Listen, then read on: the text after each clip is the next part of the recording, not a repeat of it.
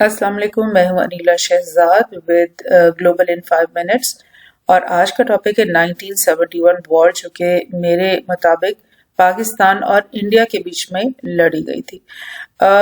इस टॉपिक पे मैंने बहुत दफ़ा लिखा भी है और इसके ऊपर बात करना इसलिए भी बहुत ज़रूरी है क्योंकि फ्रॉम डे वन इस वॉर के शुरू होने से पहले ही इंडिया की साइड से पाकिस्तान के खिलाफ बहुत ज़्यादा प्रोपेगेंडा शुरू हुआ और अब तक वो जारी है, जिसमें वो पाकिस्तान जो इस वक्त वेस्ट पाकिस्तान है, मौजूदा पाकिस्तान, उस पर और उसकी आर्मी के ऊपर बेतहाशा बहुत ही घिनौनी किस्म के इल्जामात लगाते हैं, जो कि लाइक मेरी हिसाब से, मेरी कैलकुलेशन के मुताबिक वो ह्यूमनली पॉसिबल ही नहीं है।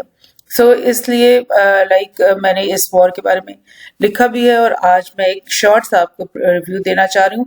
और इस रिव्यू में हमारा बेसिक मकसद सिर्फ और सिर्फ इस एंगल को कवर करना होगा कि क्या पाकिस्तान आर्मी इतनी केपेबल थी उस वक्त कि वो उतना ज्यादा बांग्लादेशी लोगों को नुकसान पहुंचा सकती जैसे कि प्रोपेगेंडा किया जाता है और इल्जामात लगाए जाते हैं। ये एक बैटलफील्ड का मैप है जो कि पाकिस्तान आर्मी के कुछ म्यूजियम्स में लगा भी हुआ है और इसमें ये हमें दिखाई देता है बिकॉज ये जो बॉर्डर एरिया है जिसके अंदर ये लाइट कलर में आपको एरिया दिख रहा है, ये सारा बांग्लादेश है और इस तरफ भी ये इंडिया है और बांग्लादेश के ईस्ट पर भी ये सारे इंडियन प्रोविंसेस हैं जो कि 7 सिस्टर्स कहलाती हैं, जो इस साइड पर हैं।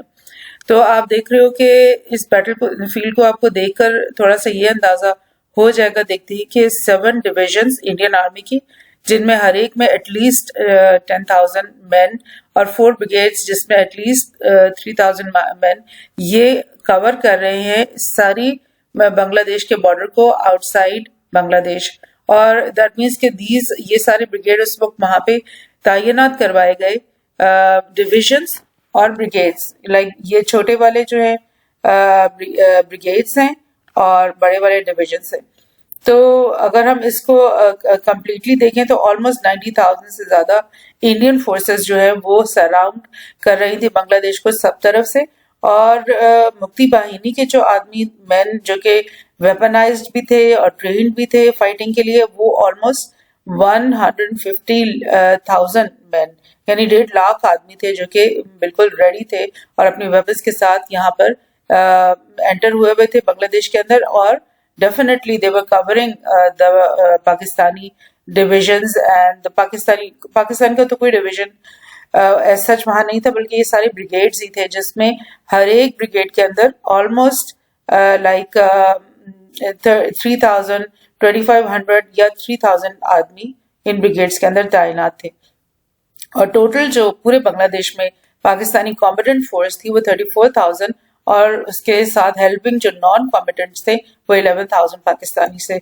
अगर आप उनके चपरासी माली वगैरह सबको मिला लें तो 45,000 मैन पाकिस्तानी ट्रूप्स के जो है वो पूरे बांग्लादेश में थे। आप सोचो पूरे मुल्क को डिफेंड करने के लिए 35,000 पीपल, जबकि एक वॉर की सिचुएशन हो और आपके चारों तरफ से दुश्मन के जो ब्रिगेड्स और डिविजन्स कवर कर रहे हैं और आपके अंदर इन्फिल्ट्रेट कर चुके हैं तकरीबन 150 आदमी जो कि अपने लाइट वेपन्स के साथ जो है वो वहां पे फैल चुके हैं। तो इसी कंपैरिजन को हम थोड़ा सा और देखते हैं कि अगर इंडिया की जो डिविजन्स है 7 डिविजन्स हैं 10,000 वाली और 4 ब्रिगेड्स हैं 3,000 वाली, तो दैट मीन्स कि इंडिया के पास अराउंड 90,000 ट्रूप्स हैं और मुक्ति बाहिनी जो है 150 मैन का मतलब है कि ये सब आर्म्ड आदमी हैं जिनके पास कोई ना कोई लाइट वेपन है। और पाकिस्तान के पास ये जो सारी मिलाकर हम यहाँ देख रहे हैं उसके मुताबिक 45,000 ट्रूप्स टोटल बनते हैं लोग। और दैट मीन्स कि each Pakistani brigade of around 2,500 combatants है, they were surrounded by at least 11,500 मुक्ति बाहिनी men and around 7,000 Indian troops। अगर हम ये देखें कि हर ब्रिगेड जो है जिसमें 2,500 आदमी पाकिस्तान आर्मी के हैं, उसके इर्द गिर्द कम से कम 1,100 मुक्ति बाहिनी के आदमियों ने सराउंडिंग की हुई है और 7,000 इंडियन ट्रूप्स उनके खिलाफ वहां पे मौजूद हैं।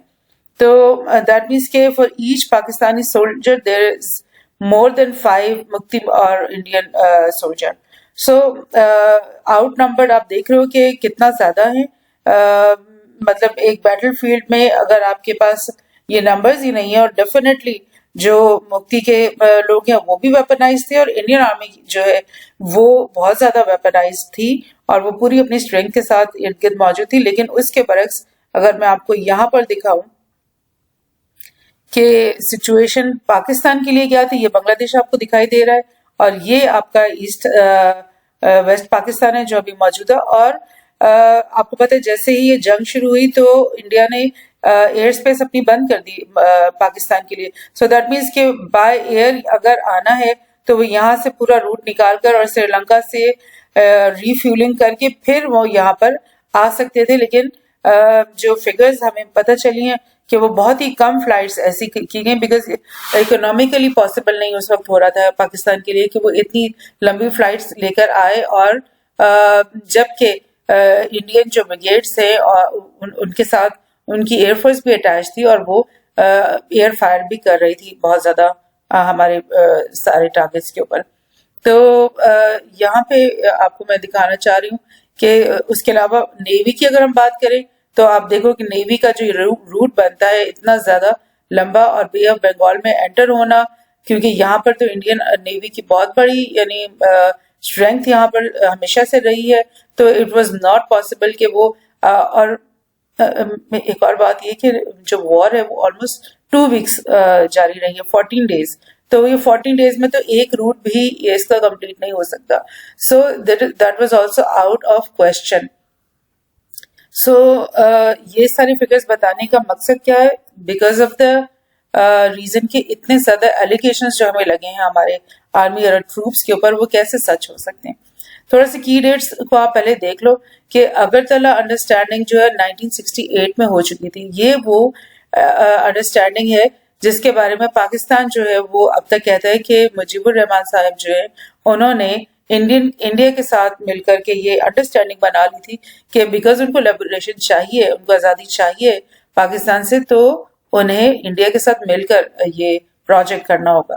जिसके ऊपर हमारा बेसिक मतलब एतराज था कि उनको ऐसा नहीं करना चाहिए था, बल्कि एक पॉलिटिकल तरीके से उनको अलग हो जाना चाहिए था. और मुक्ति बाहिनी जो कि 1968 से ही उनकी ट्रेनिंग शुरू हो गई थी अक्रॉस द बॉर्डर. ये बंगाली लोग थे जो कि अक्रॉस द बॉर्डर इंडिया में एंटर होके और वहां पे ट्रेनिंग और अपना वेपन्स वगैरह सब लेते हैं. और उनके बारे में ये डिटेल्स है कि वो अर्ली मार्च में बिल्कुल वो एंटर हो चुके थे फुल तरीके से, फुली एक्टिव हो चुके थे बांग्लादेश के अंदर. और ऑपरेशन सर्चलाइट जो कि 26 मार्च से 25 अप्रैल यानी पूरे 30 दिन ये जारी रहा. ये पाकिस्तान आर्मी की तरफ से एक सर्च ऑपरेशन था और ये 30 डेज जारी रहा. और इसी में तमाम जो बुरे काम, जो एलिगेशंस पाक आर्मी के ऊपर लगती वो इसी दौरान में हुई थी, वो उसका भी हम जायजा लेंगे. और जो रियल जो वॉर थी वो तो दिसंबर 3 से दिसंबर 16 यानी ऑलमोस्ट 14 डेज जो है वो जारी रही. तो यानी बहुत सारा कुछ जो है ऑपरेशन सर्च लाइट में हो चुका था, जो कि हम अब देखते हैं क्या क्या हुआ था. ऑपरेशन सर्च लाइट में इंडिया और बांग्लादेशी जो प्रोपेगेंडा है उसके मुताबिक 3 मिलियन बंगाली जो है उनको पाक आर्मी ने कत्ल किया. और उन्हीं के मुताबिक 4 लाख तकरीबन बंगाली वुमेन है जिनको रेप किया गया. और उन्हीं के मुताबिक 30 मिलियन जो है यानी कि सिविलियंस ऐसे थे जिनको पाक आर्मी ने इंटरनली डिस्प्लेस किया. तो इसके अलावा एक और इल्जाम है कि अशम्स और अल बदर के नाम से कुछ जमातें थी, जमात इस्लामी भी थी बांग्लादेश की, वो सभी पाकिस्तान आर्मी के साथ मिले हुए थे.